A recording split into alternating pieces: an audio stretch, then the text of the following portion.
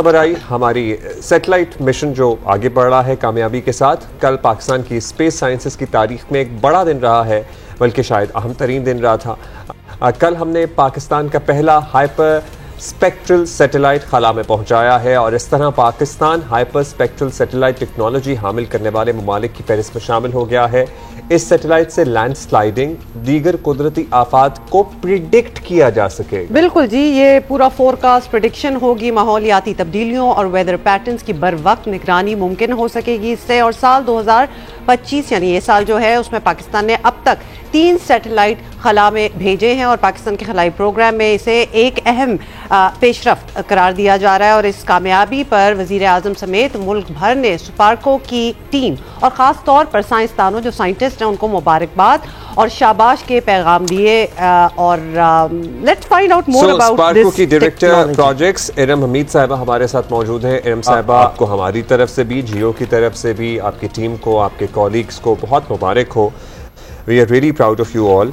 अब बताइएगा हमें, ये हाइपर स्पेक्ट्रल सैटेलाइट क्या होता है, कितने ममालिक के पास है दुनिया में? बहुत शुक्रिया आपका, और आप लोगों को भी बहुत मुबारकबाद, पूरी पाकिस्तानी कौम को बहुत ज़्यादा मुबारकबाद। जैसा कि हम कल से इसको देख रहे हैं कि हमने अपना एक बहुत अहम संग मील जो है HS-1 हाइपर स्पेक्ट्रल सैटेलाइट की सूरत में जो है कल लॉन्च किया है। हाइपर स्पेक्ट्रल सैटेलाइट का हमारी कौमी सैटेलाइट फ्लीट के अंदर शमूलियत, स्पार्को पाकिस्तान का अपने इस विजन 2047 और कौमी खलाई पॉलिसी की तरफ बढ़ता हुआ एक बहुत मुस्बत कदम है।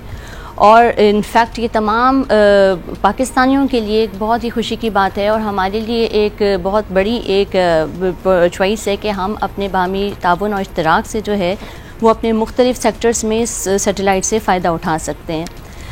जैसा कि हम एक्सप्लेन कर चुके थे पहले भी कि हमारी आंख जो है वो विजिबल लाइट स्पेक्ट्रम को ही देख सकती है और सिर्फ 3 कलर्स रेड, ग्रीन, ब्लू या उनके मजमूई कॉम्बिनेशन से किसी भी चीज़ का ऑब्जर्वेशन कर सकती है।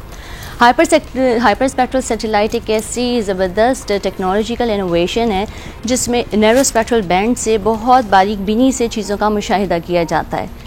इस HS इमेज का एक एक पिक्सल जो है वो अपने अंदर इतनी लोड्स ऑफ इंफॉर्मेशन रखे हुए हैं जिससे हम चीज़ों को जो है वो बहुत प्रिसाइसली जो है वो आइडेंटिफाई कर लेते हैं, उसकी केमिकल कंपोजिशन, मटेरियल कंपोजिशन भी फाइंड आउट कर लेते हैं। अच्छा इस वजह से ये दिस साउंड्स रियली गुड और हमें तो बड़ी खुशी है कि हम इतने केपेबल हो गए हैं कि हमारे पास ऐसी कोई चीज़ है।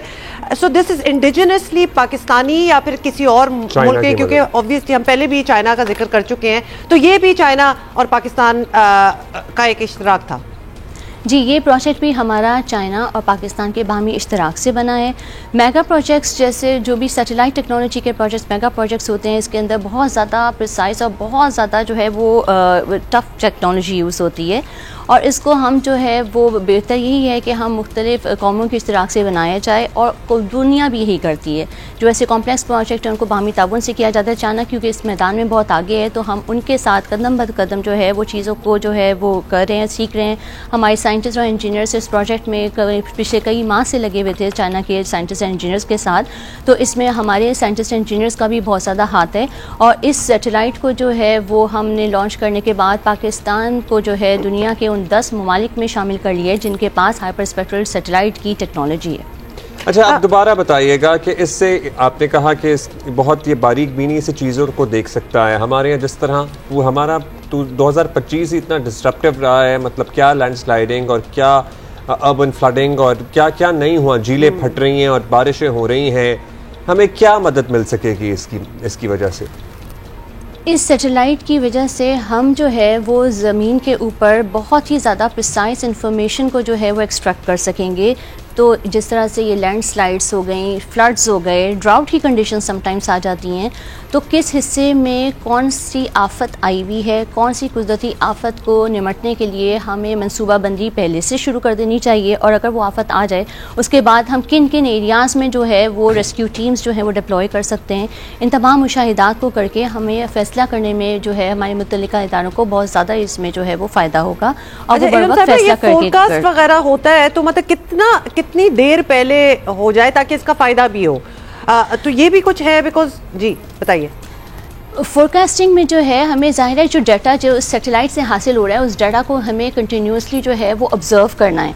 डाटा आ रहा होगा उसको ऑब्ज़र्व करके हम जो है वो स्पेक्ट्रल सिग्नेचर से ये मालूम कर सकते हैं कि इस वक्त क्या सूरत हाल है। अगर फॉर इंस्टेंस सैलाब भी आ रहा है तो सैलाब का जो है हमें पता चल जाएगा कि इस इलाके में जो है वो वाटर फ्लो का जो है वो सिचुएशन जो है वो सवेयर हो रही है।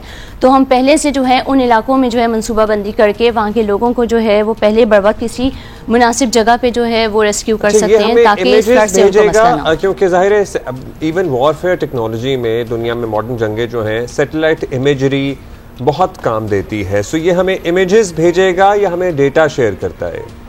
इमेजरी ही, सैटेलाइट जो है वो एक तरह से कैमरा है जो खला से जो है वो पिक्चर लेगा, इमेजरी लेगा, उसी को प्रोसेस भी किया जाता है ऑन बोर्ड प्रोसेसिंग सॉफ्टवेयर के थ्रू और फिर उस डाटा को जो है वो ग्राउंड स्टेशन हमारे जो हैं वो उसको कैप्चर करते हैं और उनको नेसेसरी प्रोसेसिंग के बाद जो है वो उसकी बाकायदा जो एक विजुअल इमेजरी होती है जिसे हम देख के जो है अपने फैसले कर सकते हैं वो प्रोवाइड किए जाते हैं। तो उस इमेजरी से, उस तस्वीर से जो कि खला से आती है उसके अंदर कुछ प्रोसेसिंग करके ग्राउंड स्टेशन पे बाकायदा एक रेडी टू सेट इमेजरी जो है वो हमारे पास होती है, एक तस्वीर होती है जिससे हम हालात का बगौर जायजा ले सकते हैं। और फाइनली ये भी बता दें रम साहिबा कि ये हाइपर स्पेक्ट्रल सैटेलाइट मतलब और भी मुल्कों के पास अपनी अपनी सैटेलाइट्स होंगी और हमारे पास ये अब आएगी? जी बिल्कुल, मुल्क जो दुनिया के तरक्की याफ्ता ममालिक हैं, अमेरिका, चाइना, जर्मनी, यूके, इन सब के पास hyper spectral technology already available है और हम भी अब इस मैदान में जो है आ चुके हैं ताकि हम भी जो है कम रिसोर्सेज और कम टाइम में अपने जो बहुत सारे जो हमारे कुदरती वसाइल हैं उनको जो है फ़ायदा उठा सकें उनसे और हमारे जो मुख्तलिफ मसाइल जैसा कि आपने भी डिज़ास्टर का जिक्र किया, माहौलियाती आलूदगी हो गई, ज़राअत के शोबे में या मादनियात को जो है वो उनको डिटेक्ट करके उनको सही जगह से निकालने में ये बहुत ज़्यादा ममदूद व मुआवन साबित होगा। अच्छा, हमारे इंजीनियर्स और हमारा जो स्टाफ की हमारी टीम कितने अरसे से चाइना में मौजूद थी during the process of its manufacturing और फिर इसको लॉन्च करने के, और अब हमारा जो डेटा है वो चाइनीज़ सेंटर्स में आया करेगा या पाकिस्तानी सेंटर्स में आया करेगा? इस सैटेलाइट की तैयारी में कम बेश 9 से 12 माह ज़रूर लगे हैं हमारे साइंटिस्ट और इंजीनियर्स को।